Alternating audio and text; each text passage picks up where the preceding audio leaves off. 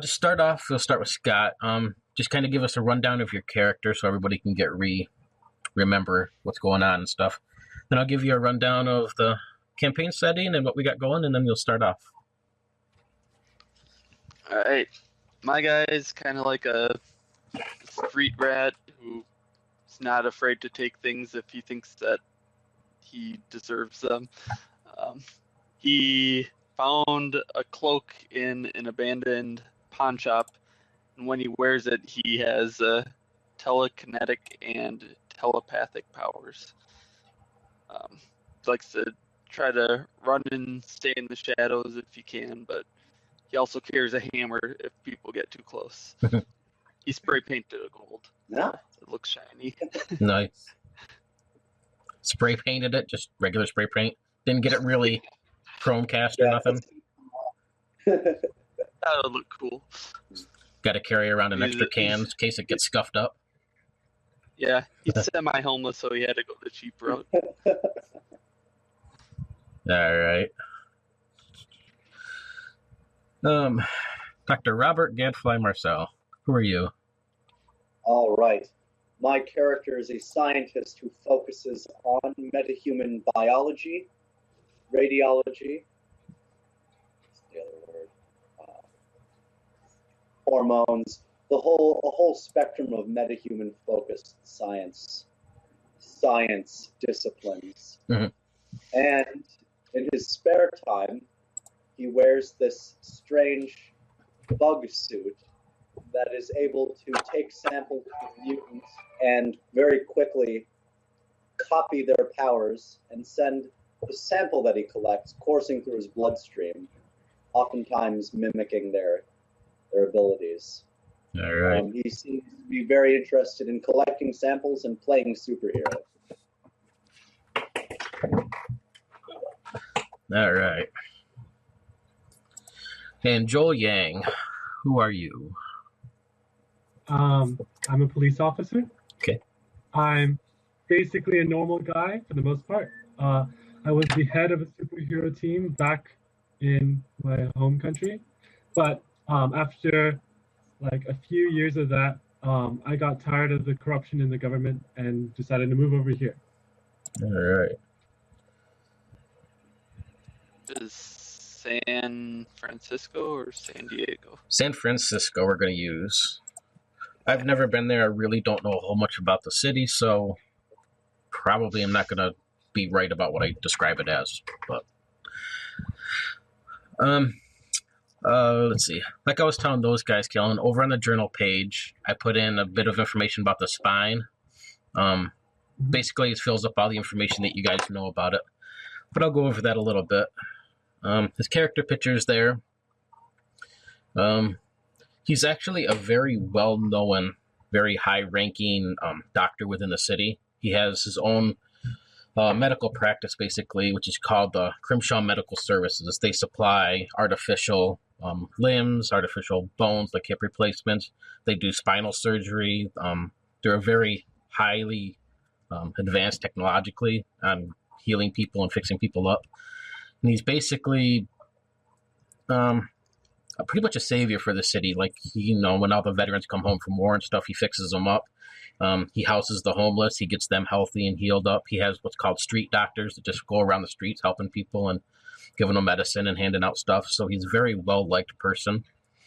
You guys know, as well as like the other superheroes and supervillains, that he is the Spine, but the general public doesn't know it, or else they just refuse to acknowledge it. He has his own little group. It's called the Skeleton Mafia. It's mostly made up of street thugs and a bunch of henchmen, but he does have two higher-ranking officials, I guess you would call it, two people he's created. One's called Arrow, and the other one's called Skull Smasher. And they're transformed mutants, but it's pretty much assumed that he created them through his medical practices. Let's see what else is in here.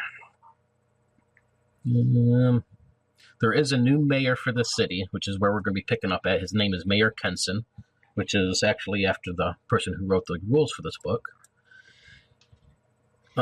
He is not on good terms with the Spine. the mayor basically believes that the Spine or Crimshaw Medical Services has a monopoly over the city, and he's looking to try and break up that monopoly.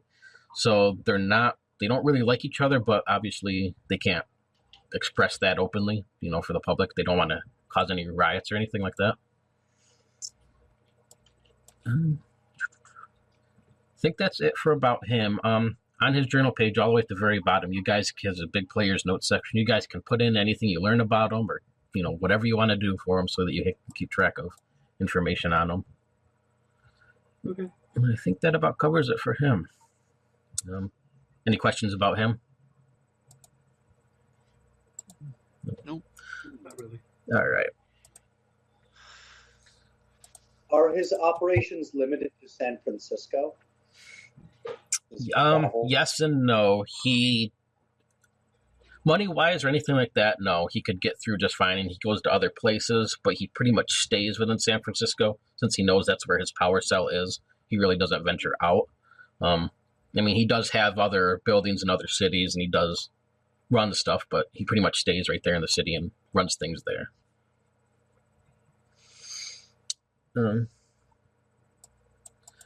How long have you guys been together? I figured Joel Yang probably brought you two together under him. So has it been like a while, or is it a fairly fresh group? Fairly fresh, I guess. Okay. Whatever you want. Sounds good to me. Right. Our characters are very different from one another, so I like the idea of us sort of sorting out our differences as we go along. Okay. Yeah, I think that'll be interesting. Okay. So everything's going to take place. It's going to be like the spring, I'll just say, of 2014 of now. But it'll be in the spring of the season.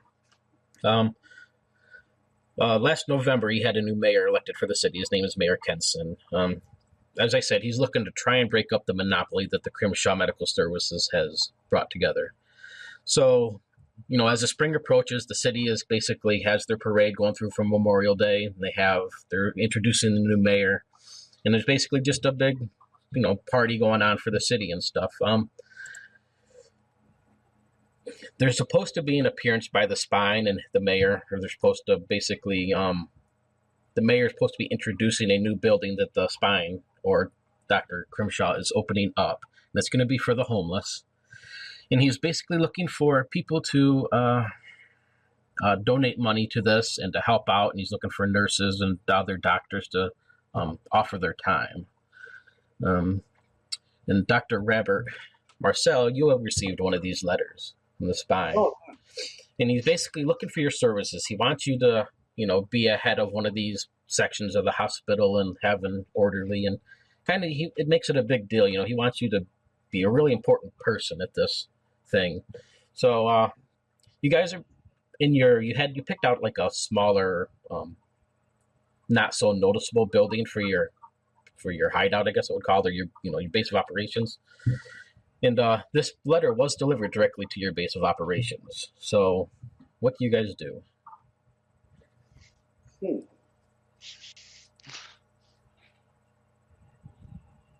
Good question. Are we picking a base first, or are we working on how we reply to this? Or I guess we're working on how we reply to the letter of. Yeah. I reply that it would be an absolute honor that superhuman traits, when manifesting in the young, often are stress inducers that can cause homelessness and severe medical issues in the young. When examined early, they have a greater statistical chance at prospering in life later on. Okay. As long as their conditions are properly addressed when they're young. Otherwise, they could become very dangerous, unemployed supervillains. Very rebellious. Yeah, they could be rebellious villains. All right. I accept the offer. Okay. And I, of course, tell Afterthought and Joel that I received this. Yeah, I figure it's just like a little the messenger boy type kid. He's kind of freckle faced, red hair, and just comes running up, knocking on the door, to deliver this. So, you just gonna give him a letter back, or? Can I read his mind to see if there's anything else he knows? Sure. Okay, what do I do for that? I have to look at. You should see. Read the minds of others and transmit your power. You can read the mind of any character with a willpower level lower than your telepathy level. His willpower would be average, so 2. Which is great. Mine's maximum for human levels. So 6. I think 6 on the aspect. So roll a telepathy test against the subject's willpower. So you're going to be rolling. I'm going to say the difficulty is only a 2. Okay. 2. And a 3.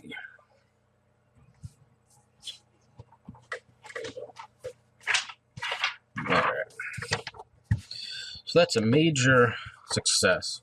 So yeah, this kid is thinking about is he just wants to hurry up and deliver this thing and go home because he wants to go to the parade. He's looking to, meet a bunch of friends, and they got some rather devious stuff that they want to do. But, nothing. He's not a bad kid. He's just looking to get into a little bit of trouble and have some fun.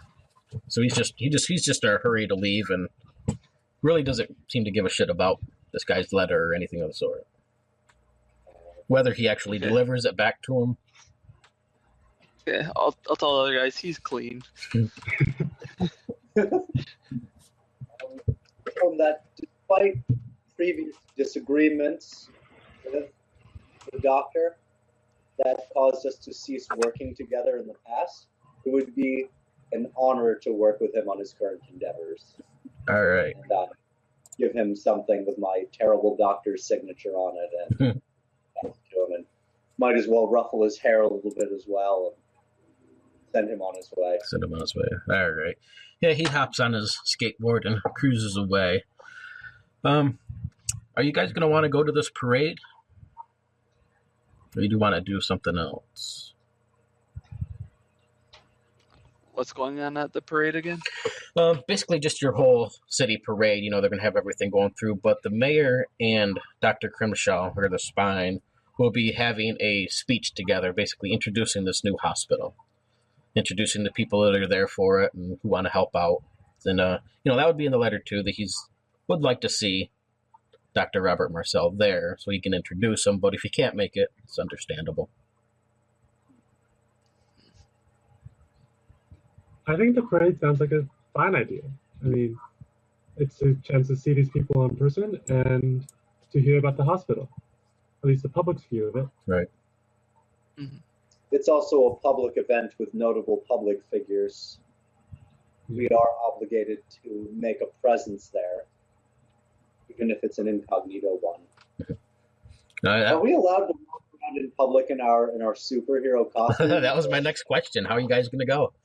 Are you going to dress up, or are you going to wear your street clothes? Or I guess some of you would wear street clothes in general anyway, but are you going to go as a robotic bug, or...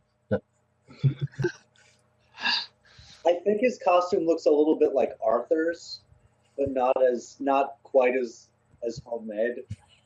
Like the mask is legit. The mask looks a little bit insectine. The wings are high quality, but yeah. The rest is just spandex. Yeah, the rest is or nylon. Hasn't quite upgraded at all yet. Yeah, he has the cool part that steals people's powers. So the rest is just aesthetic. How many other superhero or people like us are in the city that fulfill similar functions? There's 4 major groups. You got your group, which you guys haven't had a name yet, but if you ever come up with a name for your group, just let me know. Okay. And then there's the Skeleton Mafia, which it's a well-known group, but the people don't know who they are. So it's kind of like they know they're out there, but they don't know who or what they are. And then there's 2 others which haven't yet been named. I'll let you guys know that when I come up with something. But all in all, there's probably 20 to 30 known villains and heroes that kind of run around and do different stuff. counting you guys. Most of them are pretty openly, I mean, they show up to the parades and they help out. Well, the superheroes anyway, the villains don't, but... So yeah, I mean, they generally show up in costume, but... Well, Afterthought will go wearing regular clothes, but have this cloak on underneath. Dr. Robert Marcel loves to wear his costume, but it feels a little bit silly doing it by himself at a parade. So he's going to just go in his normal clothes. And you were invited as a Dr. Robert Marcel, not as... Yeah, he didn't invite Gadfly. Right. And I'll be going in street clothes. All right. Okay, so when you get there, there's probably, 3,000-4,000 people lined up on the streets. They're hanging out windows of the buildings, up on the rooftops, and got loud music playing everywhere and kids running around. The streets are filled with floats. They got giant SpongeBob floats, and they got different ones of the superheroes of the town. And then there's no noticeable commotion going on or whatever, but at the end of the street, after the parade goes down through, it kind of turns off to the side, but there's a main stage set up, and you can see a lot of the different government officials that are there, like the sheriff of the city and the, deputy of police, some different notable banking-type people, all very wealthy people. The mayor is sitting to the side speaking with somebody. You can see Dr. Crimshaw on the side, also talking to some people. What do you want to do? I would like to get into basically a place where I can see the mayor and see enough that I can see who he's talking to. Okay. Do you want to be more incognito, stealthy? Well, I mean, I'm just going through the crowd. Okay. Yeah, he wouldn't. They're not really paying any attention to the crowd itself, so he wouldn't notice you. So you could get right up beside him almost. But he's speaking to, it's a younger lady, probably in her early 20s. She has real long red hair. She wears like a fancy evening gown type thing at the moment. And you can see on her left hand, there's a tattoo that kind of spirals up her arm. But she keeps it mostly hidden. She keeps pulling her sleeve down as if to try and keep it hidden. And they seem to be talking about a loan of some sort that she is trying to manage to get, a very expensive loan. Okay. Afterthought. Marcel, what are you guys up to? I'm just tagging along for now. Same. I'll stay close to Afterthought, but I'm just a regular gentleman in the crowd. Yeah. As the parade comes to an end and people kind of start to quiet down, they move up to the stage where they got this podium set up, and you hear the basic political dribble, as the different people stand up there and give their speeches and their plans for the city and to make it a safer place and to rid them of the villains and all that kind of crap that they all give you. Finally, the mayor comes up and, he gives his speech, nothing out of the ordinary, and he introduces Dr. Crimshaw. You'll see him, he kind of comes up, he always has his, almost looks like an old 1920s type of outfit. It's just black and white striped. He's got the top hat, has a little red bandana around it. He's a very sickly looking person. You mean he's very skinny, but he's also very fit looking, as if, he takes care of himself. He's just a very frail looking person. He has a very steely type of voice, like it's almost has like a copper ting to his voice. It's really hard to explain, but you can always hear it's like an echo in the back of his voice box when he speaks. He talks about opening up this little homeless type shelter that he's doing in the new hospital. And he goes through and introduces several people, most of them who you remember from school, Dr. Robert Marcel, different classmates that you had or different people that you worked with at the school at one point. And finally, he calls for you to come up and he wants you to give a little bit of a speech about who you are and what you do. And, he kind of scans the crowd, hoping that he has your letter there in his hand as he looks around. That is a profound dick move. Come give a speech. Yes, I'll do it. I am very embarrassed as I wade through the crowd, approach the podium. with words that I have had no idea that I have prepared. He like kind of gives you a pat on the back, and he's, whispers in your ear that it's good to see you, Gadfly, and he like touches your shoulder. Oh. And he's like, so what are you gonna tell these people? Well, what are you looking to do for me? I go wide-eyed when he calls me Gadfly. I wasn't expecting him to identity drop me like that. I assume that was just in my ear. Yeah, not out loud. He just kind of, smiles, gives you a little bit of a wink. He's like, it's good to see you, old friend. Good. All right. My character is completely flabbergasted that he's been brought to a stage of a parade. He looks extremely nervous. He has spectacles that he is just impulsively squeegeeing clean with his thumb and a rag. He has very little to say, but he tries to be as eloquent as he possibly can as he goes to the podium and says, "What Dr. Crimshaw is doing here is absolutely revolutionary.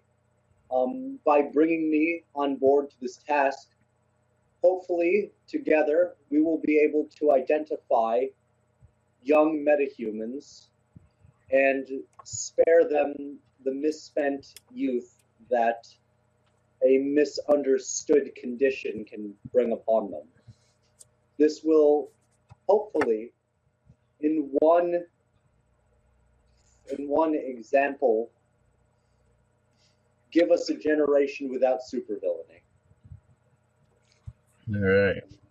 Clap for myself, but no. Yeah, the people are just kind of like nod, they're clapping, they seem to all be in a great mood. Whether they really cared what you said, it's hard to say, but they're just happy. You got people to the side throwing candy out to the kids and stuff.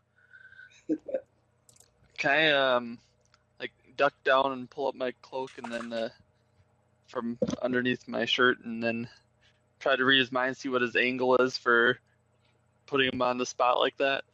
Yeah, you can try that. Okay. And that is versus willpower. So it's going to be a difficulty of 6. All right. Oops. I think I might have pushed the wrong number. There, I'll redo it. Here we go. There we go. Oh, -1. 6 -1, so that's a failure. So as you're trying to read his mind, all you get is like this vision of like binary numbers of like ones and zeros just kind of like spinning through your brain, and like a lot of static, and every now and then you'll hear like jumbled words, but they're not in any sort of language that you recognize, and everything it has that same sort of sound, that metallic sound to everything whenever you hear something, like it's echoing off of some sort of metal or something, but you're not able to really get anything. Dr. Crimshaw doesn't seem to notice what you're doing. I mean, he kind of stops and looks around, but he doesn't notice you personally. Is Marcel still sort of being forced to speak publicly, or? No, I mean, if you finish your speech, he has you sit down off to the side as he introduces a few more people. He looks absolutely like stunned and like devastated by the experience of being forced to speak publicly.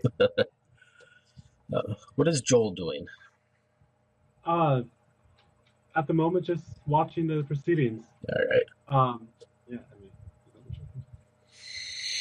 All right. So he has a few more people come up and introduce themselves, and then he has the woman who Joel seen the mayor speaking with, and she comes up and she introduces herself as Mrs. Well, I guess it would be Dr. Benny, Benny, Dr. Benny, and she's her husband, who is also Dr. Benny, but he's a very well known surgical that does like spinal surgeries and neurosurgeon. And she is going to be taking over the same sort of sector in the city, taking over most of the neurological aspects of it. And, she goes through and introduces herself and talks about her plans on what she's going to do and how she is looking to make it so that the people who have any sort of neurological damage, she'll be able to fully repair it. Her and Dr. Crimshaw have revolutionized a complete spinal implant that will replace the spinal column, the nerve endings, even portions of the brain itself if need be. And they're looking to any of the new war veterans that come home or anybody majorly disfigured or disabled.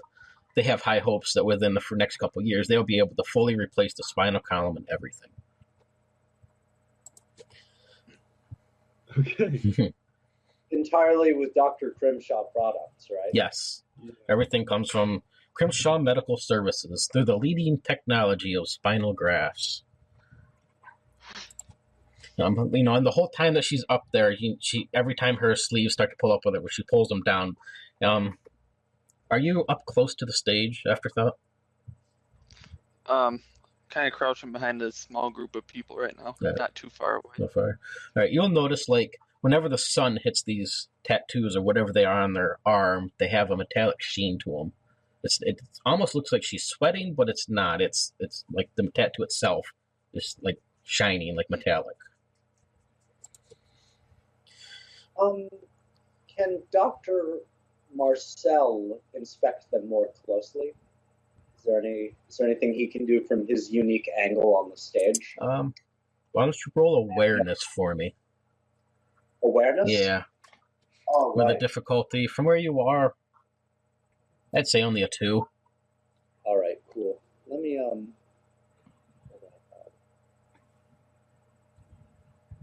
Oops, that is the spine. Where's my sheet?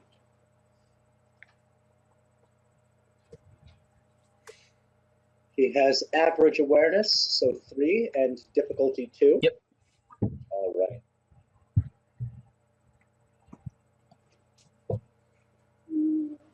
Nice. So a 4, that's a total success. So from where you are, you can see basically the same thing Afterthought is, that these tattoos have like a metallic sheen to them. But you'll notice that they're not so much tattoos as they seem to be some sort of implant underneath her skin. How it's shining through, it's hard to say. It's a body modification you're not familiar with. But it is something that's underneath her skin. And it's like the sheen itself is coming from, it looks like some sort of electrical pulse or something that's going across it, like rippling across the metallic of it. Okay. It's nothing that you're familiar with, but it's quite obvious that it's some sort of Crimshaw technology, probably.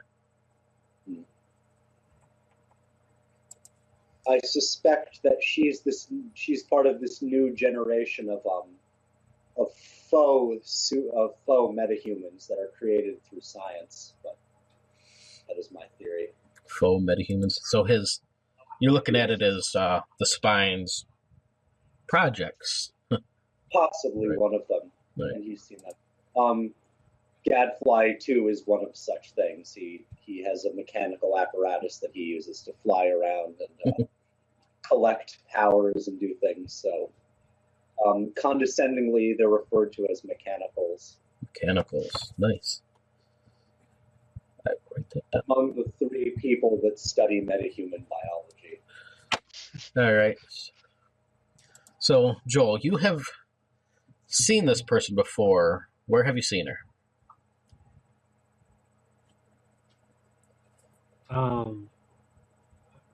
Probably in my old city, Or,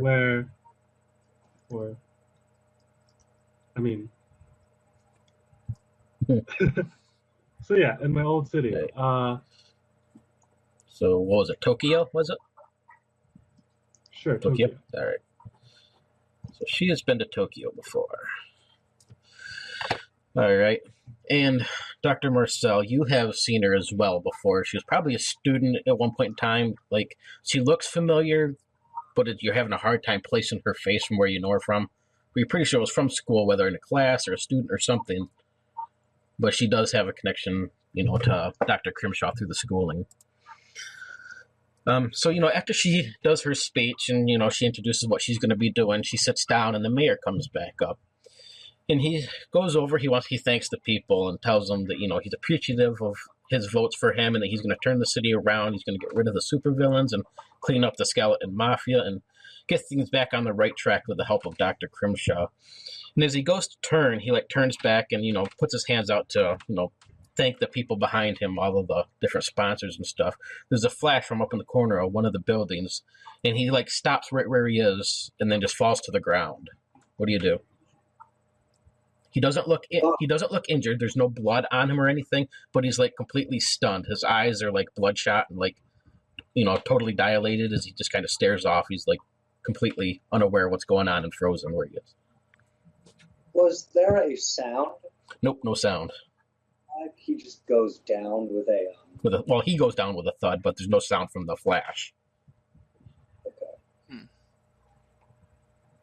The people around everybody just kind of goes silent. They're not really in panic mode yet, but they're just not sure what to do.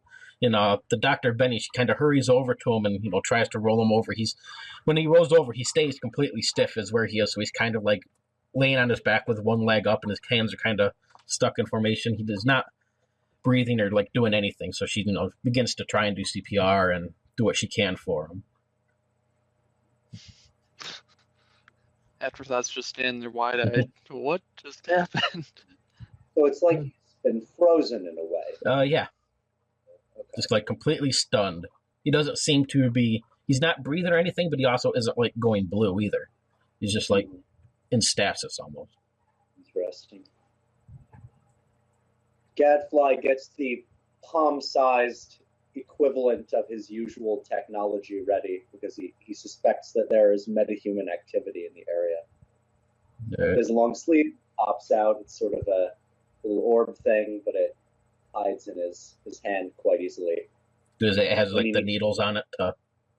It has needles and just strange scrapers and sensors and odd bowl-shaped things that seem to be able to collect samples from any manner of surfaces and energy types. All right.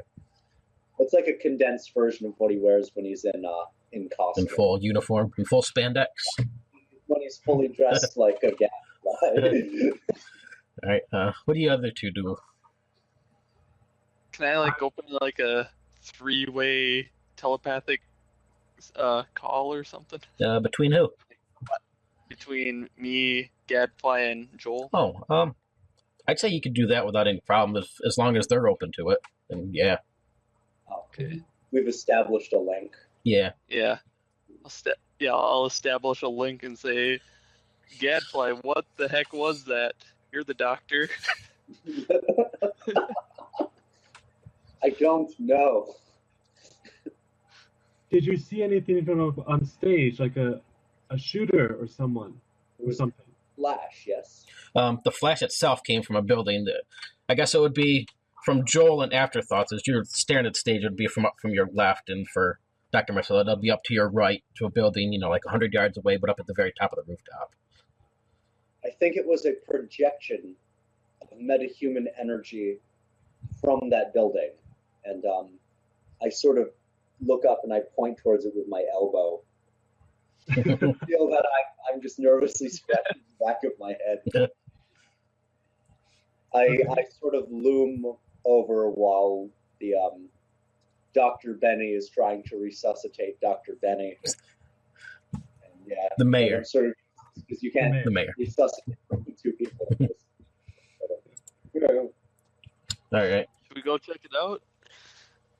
Yeah, I'm gonna go and with Afterthought, I guess, to the building. Yeah. See if I can find a way on the ground entrance. Yeah, it looks like it's a big bank of some sort. The downstairs, the lobby's all emptied out. It looks like it's closed down, so you have the teller windows and stuff in the background, but you have a big steel cage blocking everything off from the bank itself, so you're only able to access the lobby area. And there's stairs that go up and around, and there's an elevator as well that can take you up to the top, depending on what you wanted to do. There's people around, but they're not working with the bank or nothing. They're just kind of standing around talking or trying to get an idea of what's going on as the sirens start going off.